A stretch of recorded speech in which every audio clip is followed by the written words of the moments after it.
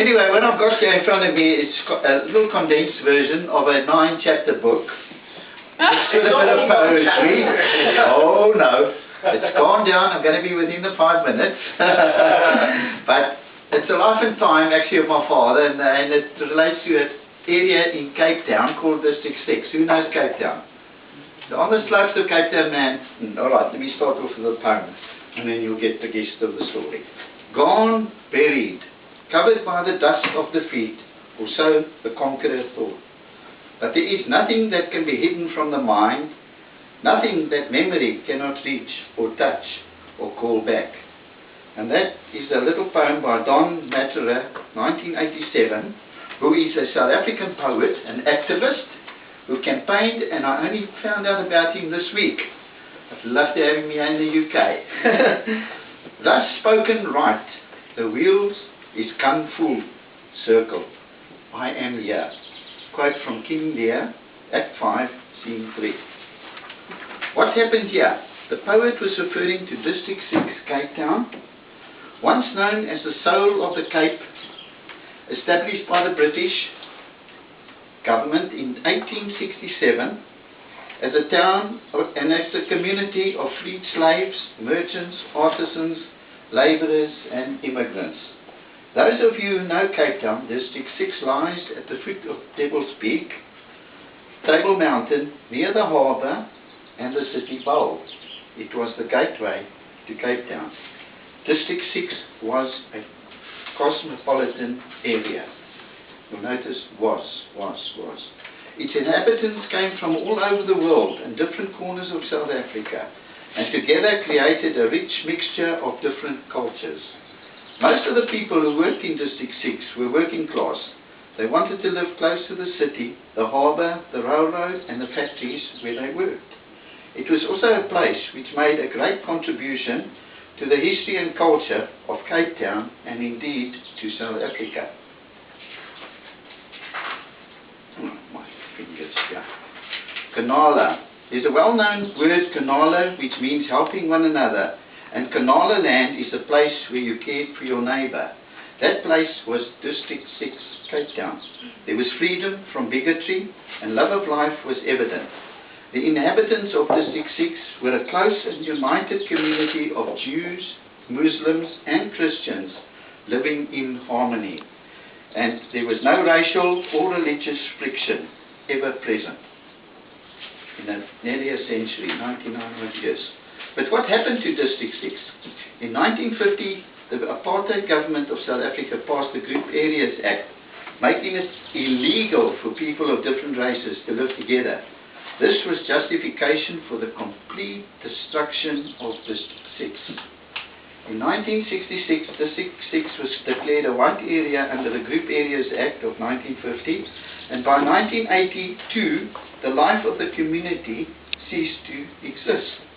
Over 60,000 residents were forcibly removed from their homes and had to watch in horror as bulldozers mixed and razed their houses to the ground.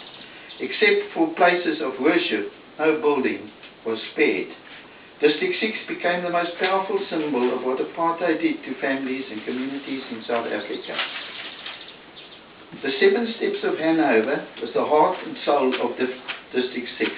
It was at the bottom end of the commercial, vibrant hub of that community. And this is a little poem that I put together. I'm not in your league, but it's like, yeah, this feet no longer tramp up and down the steps. Children no longer play in the streets. Nor is there the sanctuary of homes for them to go to. There are no shops, no schools, no bioscopes, no washrooms. All homes and business premises, except for places of worship, were callously razed to the ground. Occupants had to watch in horror as bulldozers moved up and down the streets, tearing down houses until all that remained was a district of strewn rubble and traumatized community. This is, you know, I should have this blown up. That's all that was left there. And then people once lived here. All right, Christine. You know, it was a vibrant hub because of policies, and District 6 was also also, you know, as I mentioned earlier, the soul of Cape Town. Now, it was in 1994 when Nelson Mandela became president. He repealed that law, and there was a hands-off committee that wouldn't allow builders or anything to happen on this community, the district, etc. And families are starting to move back there now, after 46 years. Now, Anna Goddell and myself, the co-authors of Moonbeams and Shadows, and I'll come to that a little later what that is, want to raise via a charity project 1 million South African rand, that's £65,000 sterling, to provide comfort for returning residents. Some of those are now in their 90s. So we want to use this book, and it's evolving, and there's much more poetry also involved in this. That's why, you know, I'm here on this platform.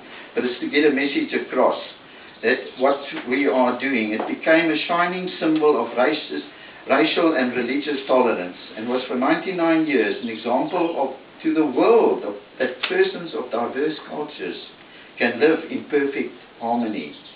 There should be support to nursery and school-going children via educational and supporting equipment and satellite connection between UK and District 6 schools. We are to hold a series of public exhibitions to display photographic and video images of District 6 past and present, and project the evils of bigotry, racial discrimination and prejudice that is a worldwide scourge. We must value diversity and promote equality. Moonbeams can also represent waging war against right, and shadows against the forces of evil. And I finish off with a little poem. Hold fast to your dreams, for if dreams die, life is like a broken winged bird that cannot fly. Thank you.